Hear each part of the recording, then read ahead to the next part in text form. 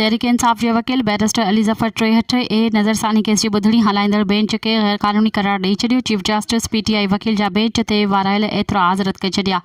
Barrister Ali Zafar जे PTI बानी सां मुशावरत वारी दरख़्वास्त मंज़ूर। चीफ जस्टिस अली ज़फ़र जे PTI बानी सां मुलाक़ात जा इंतज़ाम करण जो हुकुम ॾेई छॾियो।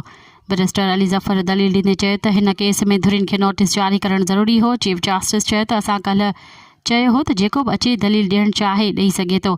बैरिस्टर अली ज़फ़र चयो त इहो तरीक़ेकार न आहे।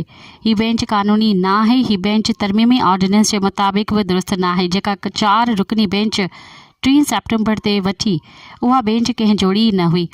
चीफ जस्टिस चयो त अली ज़फ़र साहिब तव्हां जजनि जी चूंड पाण नथा करे सघो। अहिड़ो तर्ज़ अमल तव्हां कंदड़ आहे। छा माज़ी में हिते सीनियरिटी ते बेंचेस ठहंदियूं रहियूं आहिनि? मज़ीद ख़बरनि ऐं तफ़सीलात लाइ विज़िट कयो असांजी वेबसाइट www.awamiNewsHD.com ऐं ॾिसंदा रहो अवामी न्यूज़ HD।